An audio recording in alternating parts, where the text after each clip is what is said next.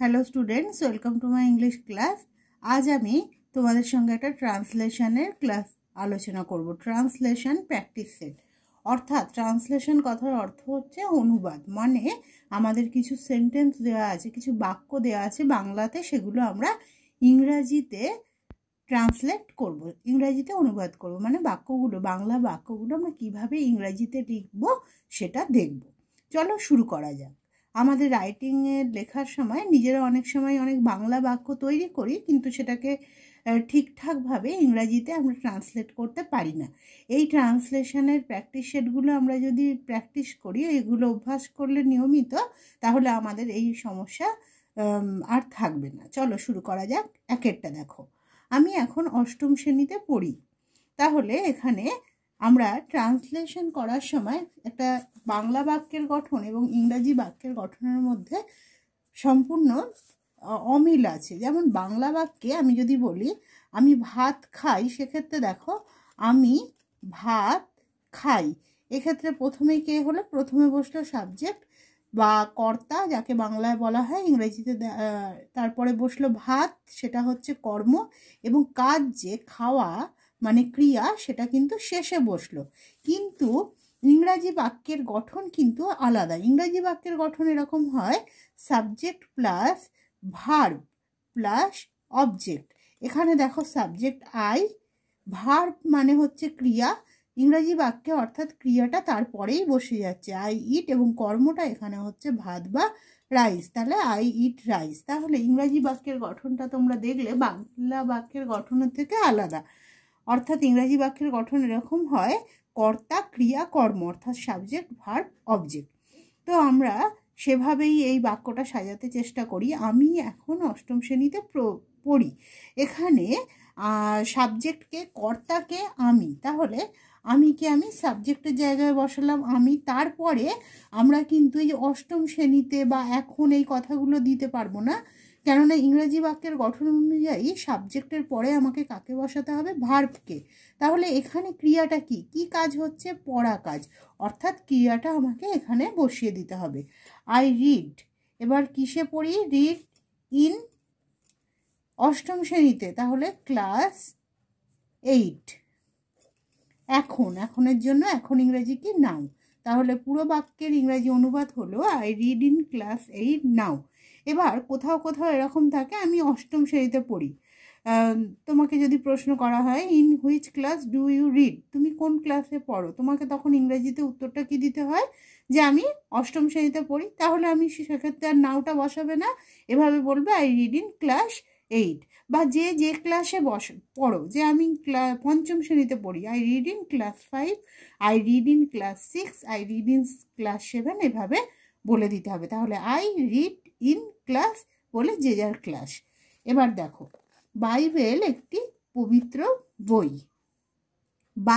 Bible হচ্ছে খ্রিস্টানদের ধর্মগ্রন্থ। বাইবেল তোমরা ছোট থেকে পড়ে আসছো যে আর্টিকেলের নিয়মে যেগুলো ধর্মগ্রন্থ, সেখানে অবশ্যই তার আগে দি বসে, যেমন দি কোরআন, দি গীতা, দি বাইবেল ইত্যাদি। তাহলে বাইবেলের আগে আমাদেরকে কি, বাইবেল লেখার সময় দি কথাটা দিয়ে দিতে হবে, দি বাইবেল। এবার এই বাক্যে তোমরা বলবে ক্রিয়া কোথায়। এই বাক্যে তো কোনো কাজ করা বোঝাচ্ছে এরকম নয়, কিন্তু ক্রিয়া ছাড়া কখনোই কোনো সেন্টেন্স হয় না। এই বাক্যে ক্রিয়া উহ্য আছে। বাইবেল একটি পবিত্র বই, অর্থাৎ বাইবেল হয় একটি পবিত্র বই, সেক্ষেত্রে দ্য বাইবেল হচ্ছে সাবজেক্ট এবং হয় হচ্ছে ভার্ব। বাইবেল একটি পবিত্র বই, অর্থাৎ বাইবেল হয় একটি। এবার তাহলে হয় মানেটা আমাদের লিখতে হবে, কেননা সাবজেক্টের পরেই আমাদের ভার্ব দিতে হবে। তাহলে ভার্ব কি হলো, ইজ, সেই ভার্বটা উহ্য আছে। দ্য বাইবেল ইজ একটির জন্য এ পবিত্র বই, পবিত্র ইংরেজি হোলি, HOLY হোলি, বই মানে বুক, তাহলে the Bible is a holy book. Delhi একটি বড় শহর, তাহলে এই বাক্যেও ঠিক এই আগেরটির মতো ভার্ব কিন্তু অবশ্যই আছে, উহ্য আছে, ভার্ব ছাড়া কোনো সেন্টেন্স হয় না। দিল্লি একটি বড় শহর, অর্থাৎ দিল্লি হয় একটি বড় শহর। দিল্লি সেটাকে আমরা লিখবো ইংরেজিতে, এটা হবে দিল্লি, DELHI, দিল্লি হয় ইজ একটি বড় শহর, একটি জন্য এ বড় শহর, বড় মানে বিগ, শহর মানে সিটি, তাহলে Delhi is a big city. আমি সর্বদা সত্যি কথা বলি। তাহলে এই বাক্যে আবার আমরা সেই সাবজেক্ট ভার্ব অবজেক্টের রুলে তৈরি করব বাক্যটা। এখানে কর্তাকে আমি, তাহলে সাবজেক্টের জায়গা আমি বসলাম আই। এবার দেখো সর্বদা সত্য কথা, এগুলো মানে সত্য কথা এটা বলবো না, সর্বদাটা এখানে বসে যাবে সেন্টেন্সের জন্য, সেন্টেন্সের জোরটা দেওয়ার জন্য। যেহেতু সর্বদার ওপর জোর দিতে হবে তাই আমাকে সাবজেক্টের পরে এটা বসিয়ে দিতে হবে। সর্বদাটা বসালাম আই অলওয়েজ। এবার আমাকে ভার্বটা লিখতে হবে। ভার্বটা কি? কথা বলা, তাই তো? বলা, বলা ইংরেজি কি? স্পিক। বলা ইংরেজি স্পিক। তাহলে সাবজেক্ট তারপরে ভার্ব। অলওয়েজটা বসলো সাবজেক্টের ওপর জোর দেওয়ার জন্য, যে সর্বদা বলি এর বিষয়টা জোর দেওয়ার জন্য সাবজেক্টের পরেই আমি অলওয়েজটাকে বসালাম। বলা মানে স্পিক, ভার্বটা বসে গেল আই অলওয়েজ স্পিক সত্য কথা, তার ইংরেজি হচ্ছে the truth. I always speak the truth. তাদের বই কোথায়? অর্থাৎ কোথায় হয় তাদের বই। প্রশ্ন করছে কোথায়, কোথায় ইংরেজি হোয়ার। হোয়ার, কোথায় হয় তাদের বই, হোয়ার ইজ। তাদের, তাদের মানে দেয়ার, THEIR, দেয়ার। বুক, BOOK, এবং প্রশ্ন চিহ্ন মানে কোশ্চেন মার্ক। আর একটা দেয়ার বানানো আছে THERE, দেয়ার, দেয়ার মানে সেখানে, কিন্তু তাদের, এই যে তাদের দেয়ার বানান THEIR। এরপরে দেখো মানুষ মরণশীল। মানুষ, মানুষ ইংরেজি কি? ম্যান। তাহলে এখানে লিখতে হবে ম্যান হয়, এই যে ভার্ব এখানে উচ্চ হয়েছে, মানুষ মরণশীল, অর্থাৎ মানুষ হয় মরণশীল। ম্যান হয় মানে ইজ মরণশীল, মর্টাল, ম্যান ইজ মর্টাল। এরপরে বালকেরা বিদ্যালয়ে যায় মানে বালকেরা, বালকেরার জন্য কি নেব? বয়েজ। বালক মানে জানো বয়, আর যেহেতু বালকেরা আছে অর্থাৎ প্লুরাল, প্লুরালে এস যোগ হয়ে সেটাকে প্লুরাল করা হচ্ছে বালকেরা, বয়েজ। এবার ভার্ব সাবজেক্ট হয়ে গেল, তারপরেই রুল অনুযায়ী সাবজেক্ট, তারপরেই কি বসবে? ভার্ব, তারপর অবজেক্ট। তাহলে এখানে ভার্ব বা ক্রিয়াটা কি? যাওয়া। যাওয়া ইংরেজি কি? গো। বয়েজ গো টু স্কুল, বিদ্যালয়, গো টু স্কুল। এরপরেই দেখো আর একটা সেন্টেন্স দেখো, বালকেরা বিদ্যালয়ে যাচ্ছে। দুটো শুনতে অনেকটা একই রকম মনে হলেও দুটো কাজ একটু লক্ষ্য করে দেখো, দুটো কাজের মধ্যে তফাৎ আছে। বালকেরা বিদ্যালয়ে যায় মানে এটা একটা নিয়মিত ঘটনা, যে বালকেরা রোজ দিন বিদ্যালয়ে যায় বা এটা একটা স্বাভাবিক নিয়ম। কিন্তু যখন বলা হচ্ছে বালকেরা বিদ্যালয়ে যাচ্ছে, অর্থাৎ ঠিক সেই মুহূর্তের কাজটাই তুলে ধরা হচ্ছে। এক্ষেত্রে কি হচ্ছে? প্রেজেন্ট কন্টিনিউয়াস টেন্স, অর্থাৎ কাজটা তখনই করা হচ্ছে। সেক্ষেত্রে গঠনটা এরকম হবে সাবজেক্ট প্লাস অ্যাম অথবা ইজ অথবা আর, তারপরে ভার্বের সাথে মানে মেন যে ভার্ব তার সাথে আইএনজি যোগ, তারপরে অবজেক্ট। তো এখানে বালকেরা, বালকেরা বয়েজ, তাহলে বয়েজ যেহেতু বয়েজের পর অ্যামিজারের মধ্যে কে বসবে? আর। Boys are. যাওয়া ইংরেজি কি? গো, তার সাথে ING, going to school, boys are going to school. এখন বৃষ্টি হচ্ছে, এখন বৃষ্টি হচ্ছে, এটা বৃষ্টি হচ্ছে, এটা ইংরেজিটা এরকম হবে বৃষ্টি হচ্ছে। এখানে সাবজেক্ট কেউ নেই তাই এটাকে এরকম লিখতে হয় যে ইট ইজ রেনিং। তাহলে এখন বৃষ্টি হচ্ছে, এটা প্রেজেন্ট কন্টিনিউয়াস, কাজটা এখন চলছে, তাই জন্য ইট। ইটের পরে কে বসে? Is. It is. Main verb কি? বৃষ্টি পড়া, বৃষ্টি পড়া ইংরেজি রেন, তার সাথে আইএনজি যোগ, রেনিং এখন, তার জন্য নাও, ইট ইজ রেনিং নাও। এরপরে দেখো মুষলধারে বৃষ্টি হচ্ছে, এবং তারপর আমি লিখেছি দেখো গুঁড়ি গুঁড়ি বৃষ্টি হচ্ছে।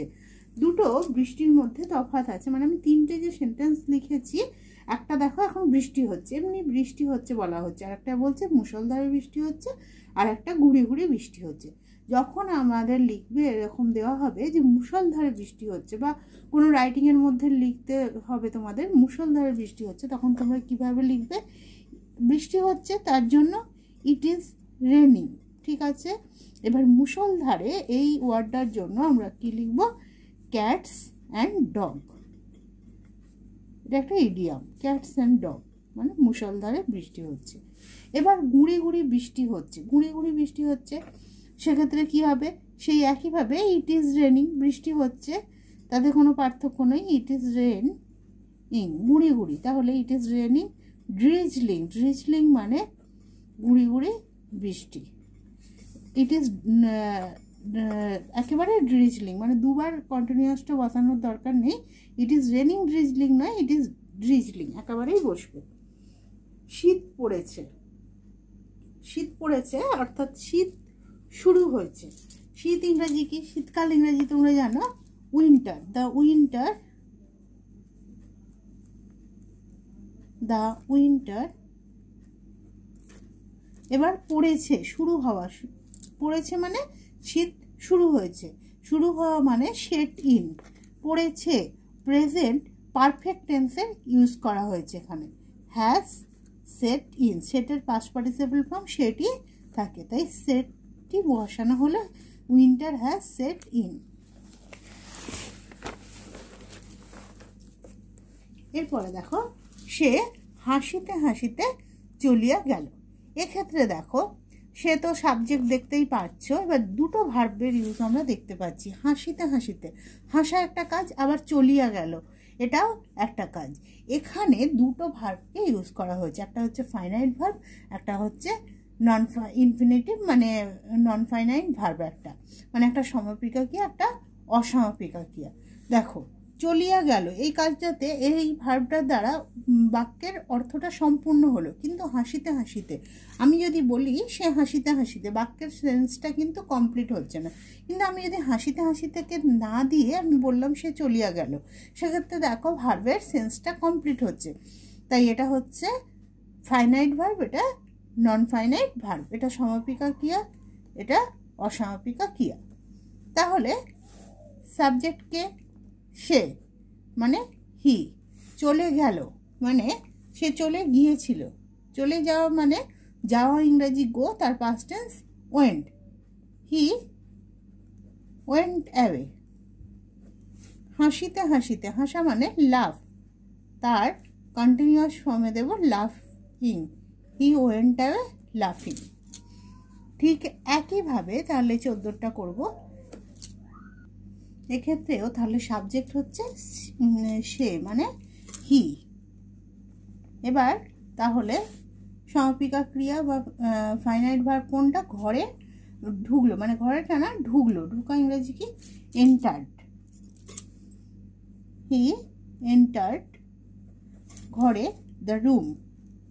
এবার গান করতে করতে, তাহলে গান করা মানে কি সিঙ্গিং, সিং মানে গান করা, গান করতে করতে কন্টিনিউয়াস ফর্ম, এটা পার্টিসিপলে ব্যবহার হচ্ছে, সিঙ্গিং, সে গান করতে করতে ঘরে ঢুকলো। ঠিক একইভাবে তাহলে তোমরা এটা করার চেষ্টা করো নিজেরা, ভিডিওটা পজ করে তারপর আমার আনসারের সঙ্গে মিলিয়ে নাও। সে দৌড়তে দৌড়তে চলে গেল, তাহলে দেখো কি হয়, সে হি চলে গেল, চলে গেল এখানে যেমন চলিয়া গেল বা চলে গেল এক, তাহলে went away, he went away. তাহলে দৌড়তে দৌড়তে, তাহলে কি হবে, রান মানে দৌড়ানো, তাহলে রানিং, রানিং করার সময় লেখার সময় এনটা ডবল হয়ে যায়, এটা খেয়াল করে তোমরা লিখবে। 16টা দেখো, তুমি কেন এখানে এসেছো, একটা কোশ্চেন মার্ক, তুমি কেন এখানে এসেছো, তাহলে যে ক্ষেত্রেই WH ওয়ার্ড দিয়ে হবে সেটা আগে বসিয়ে দিতে হবে। কেন, কেন ইংরেজি কি হোয়াই, হোয়াইটা বসালাম। তুমি এখানে এসেছো, আগে এটার মানে করো, তুমি এখানে এসেছো, তুমি এখানে এসেছো মানে তুমি মানে ইউ হ্যাভ কাম হেয়ার, তাহলে তুমি কেন এখানে এসেছো, why have you come here, why have you come এখানে মানে হেয়ার। তুমি কেন, তুমি এখানে এসেছো, এটা ইংরেজি হলে কেমন হবে, ইউ হ্যাভ কাম হেয়ার, এটা হচ্ছে এই ইংরেজিটা যে তুমি এখানে এসেছো, এটাকেই যখন প্রশ্নবোধকে করছি যে তুমি কেন এসেছো, সেক্ষেত্রে কি হলো, হোয়াইটা আগে বসালাম কেন ইংরেজি, এবং এই যে হ্যাভ, এই যে সাহায্যকারী ভার্বটা হ্যাভ অক্সিলারিটা সেটা আগে চলে গেল, why have you come here, question mark. সূর্য পূর্ব দিকে ওঠে, এটা তোমরা ছোট থেকেই জানো, এটা অনেকটাই সহজ। সূর্য, সূর্য, যেহেতু সূর্য ইংরেজি কি সান, কিন্তু আমরা জানি পৃথিবীতে যে জিনিস একটা আছে তার আগে সবসময় দি ইউজ করা হয়, অর্থাৎ দ্য সান, সেটা হয়ে গেল সাবজেক্ট। এবার ভার্ব কে হবে তাহলে? ওঠা। কাজটা কি? ওঠা। ওঠা ইংরাজি রাইজ। কিন্তু কিন্তু কি না, দ্য সান যেহেতু থার্ড পারসন সিঙ্গুলার নাম্বার, তাই ভার্বের সঙ্গে প্রেজেন্ট ইনডিফিনাইট টেন্সে এস বা ইএস যোগ হয়। তাহলে দ্য সান রাইজেস কোথায়? পূর্ব দিকে। পূর্ব দিকে ইংরেজি ইস্ট, কিন্তু এখানে কি হবে? In the east. The sun rises in the east. এবার সূর্য পশ্চিম দিকে অস্ত যায়। তো সূর্য, সূর্য ইংরেজি আবার সেই একই রকম, দ্য সান, এবং অস্ত যাওয়া ইংরেজি কি? সেট। যেহেতু থার্ড পারসন সিঙ্গুলার নাম্বার, তাই ভার্বের সাথে এস বাই এস যোগ হবে। তো দ্য সান সেটস পশ্চিম দিকে, তাহলে ইন দ্য ওয়েস্ট। এরপরে 19-এরটা দেখো, প্রত্যেকেই সুখী হতে চায়। প্রত্যেকেই, তার জন্য এভরিওয়ান, এখানে প্রত্যেকেটাই সাবজেক্ট বা কর্তা, তাহলে প্রত্যেকে এভরিওয়ান। এরপরে ভার্ব কি আছে এখানে? ক্রিয়াটা কি? চায়। চাওয়া হচ্ছে এখানে কাজ, তাহলে চাওয়া ইংরেজি কি? ওয়ান্ট। এভরিওয়ানের পর তাহলে ওয়ান্ট লিখলাম। কিন্তু কিন্তু হলো এভরিওয়ান, প্রত্যেকে, বা এই ধর এগুলো এভরিওয়ান থাকলে সেটাকে সিঙ্গুলার হিসেবে, সেক্ষেত্রে ভার্বটাকে সিঙ্গুলার ভার্ব হিসেবে ধরতে হবে। তাই যেহেতু এটাকে আমি সিঙ্গুলার ধরবো, তাই সিঙ্গুলার হলে third person, singular third person হলে, সিঙ্গুলার নাম্বার থার্ড পারসন হলে ভার্বের সাথে এস যোগ হবে। তাই এভরিওয়ানকে আমরা যেহেতু সিঙ্গুলার ধরছি, তাই ওয়ান্টের সঙ্গে এস দিতে হবে, ওয়ান্টস। এভরিওয়ান ওয়ান্টস কি চায় না? সুখী হতে, অর্থাৎ টু বি, বি মানে হওয়া, হতে, টু বি, তো টু বি সুখী মানে happy. Everyone wants to be happy. পৃথিবী চাঁদের থেকে বড়। পৃথিবী, পৃথিবী মানে আর্থ, কিন্তু পৃথিবীও যেহেতু সূর্যের মতো মানে একটাই আছে, তাই দ্য আর্থ, দ্য আর্থ। এই বাক্যে দ্য আর্থ তো সাবজেক্ট হলো, ভার্ব এক্ষেত্রে ভার্বটা কি? উজ্জ আছে। পৃথিবী চাঁদের থেকে বড় মানে পৃথিবী হয় চাঁদের থেকে বড়। দ্য আর্থ ইজ, বড় মানে বিগ, যেহেতু থেকে বড় তুলনা বোঝাচ্ছে, তাই এটা কম্পারেটিভ ফর্ম ইউজ করতে হবে। বিগ, তার কম্পারেটিভ ফর্ম কি? Bigger. The earth is bigger. থেকে মানে দেন, কিসের থেকে? চাঁদ। চাঁদের ক্ষেত্রেও আমাদের দ্য ইউজ করতে হবে। The earth is bigger than the moon. এরপরে 21-এরটা, ছেলেটির সততা সত্যি প্রশংসনীয়। ছেলেটির সততা, সাবজেক্ট এখানে কিন্তু ছেলেটি বা সততা কোনো একটা জিনিস নয়, পুরো জিনিসটা। ছেলেটার সততা, ভার্ব এখানে হয়, সেই হয়টা উজ্জ আছে, তাহলে ছেলেটির সততা হচ্ছে সাবজেক্ট, হয় হচ্ছে বা ইজ হচ্ছে ভার্ব, এবং সত্যি প্রশংসনীয় ওটা হচ্ছে অবজেক্ট। তাহলে ছেলেটির সততা, সেটা ইংরেজিতে কি হবে? সততা মানে অনেস্টি। ছেলেটির সততা মানে the honesty of the boy, the honesty. ছেলেটির অর্থাৎ অফ, এর মানে অফ, ছেলেটি মানে দ্য বয়, তাহলে ছেলেটির সততা ইংরেজি কি? The honesty of the boy. হয় মানে ইজ। সত্যি প্রশংসনীয়, সত্যির জন্য ওর্দি অফ, প্রশংসনীয় ওর্দি অফ প্রেইজ মানে প্রশংসার যোগ্য। ছেলেটির সততা প্রশংসার যোগ্য। আমার বাবা আমাকে একটি উপহার দিয়েছিল। এক্ষেত্রে সাবজেক্টকে আমার বাবা, আমার বাবা, তার জন্য মাই ফাদার। এবার এক্ষেত্রে ভার্ব কি? কি কাজ করা হচ্ছে? দেওয়া, দিয়েছিল। তাহলে দেওয়া বলেছে, দেওয়া ইংরেজি কি জানো? গিভ, কিন্তু বলা হয়েছে দিয়েছিল, অর্থাৎ পাস্ট টেন্স, অর্থাৎ অতীতকালে কাজটা হয়ে গেছে। তাহলে গিভের পাস্ট ফর্ম লিখতে হবে। কি হবে সেক্ষেত্রে? গিভের পাস্ট ফর্ম গেভ, দিয়েছিল আমাকে। আমাকে মানে, এবার এক্ষেত্রে দেখো দুটো অবজেক্ট আছে, আমাকে একটা অবজেক্ট এবং একটি উপহার, এই দুটোই একটা অবজেক্ট। তাহলে দুটো অবজেক্টকেই পরপর লিখে দিতে হবে। মাই ফাদার সাবজেক্ট, গেভ ক্রিয়া ভার্ব, গেভ আমাকে, মি একটি উপহার, a gift, my father gave me a gift. বাবা প্রতিদিন সকালে হাঁটেন, বাবা তাহলে ফাদার। এবার এক্ষেত্রেও দেখো এটা প্রতিদিন সকালে হাঁটেন, মানে রোজ দিন কাজটা হয়, সেক্ষেত্রে ভার্বের প্রেজেন্ট ইনডিফিনাইট টেন্স। বাবা কাজটা কি? হাঁটা, হাঁটা ইংরেজি ওয়াক, তাহলে ফাদার ওয়াক। যেহেতু ফাদার হচ্ছে থার্ড পারসন সিঙ্গুলার নাম্বার, তাই প্রেজেন্ট ইনডিফিনাইট টেন্সে ভার্বের সাথে এস বা ইএস যোগ হয়, তাহলে ওয়াকের সাথে এস যোগ হবে। ফাদার ওয়াকস কবে না? প্রতিদিন সকালে, প্রতিদিন সকালে মানে every morning, father walks every morning. এরপরটা গত বছর দিদি মাধ্যমিক পাশ করেছে, এক্ষেত্রে সাবজেক্টকে দিদি, দিদি হচ্ছে সাবজেক্ট এবং ভার্ব কি? পাশ করেছে, তাই তো, মানে গত বছর মানে পাস্ট টেন্স, কাজটা অতীতে হয়ে গেছে। তাহলে দিদি, দিদি ইংরেজি কি হবে? আচ্ছা এটা আমার দিদি লিখলাম, গত বছর আমার দিদি, তাহলে আমার দিদি এটা হচ্ছে পুরোটা সাবজেক্ট, আমার দিদি মাই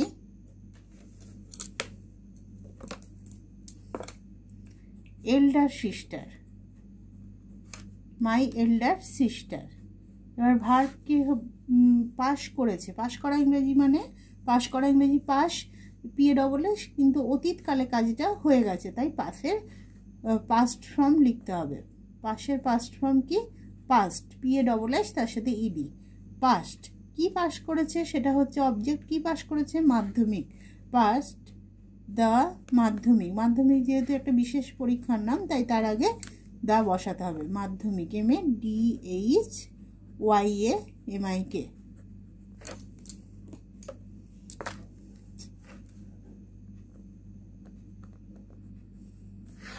পরীক্ষা, তার জন্য examination. My elder sister pass the মাধ্যমিক এক্সামিনেশন গত বছর, গত বছর মানে লাস্ট ইয়ার। তাহলে পুরো উত্তরটা কি হলো? মাই এল্ডার সিস্টার পাস দ্য মাধ্যমিক এক্সামিনেশন লাস্ট ইয়ার। তারপরে 25এরটা, তার প্রার্থনা মঞ্জুর হয়েছে, এখানে তার প্রার্থনা হচ্ছে সাবজেক্ট আর মঞ্জুর হয়েছে এখানে ভার্ব, কিন্তু ভার্বটা এখানে প্যাসিভ ফর্মে আছে।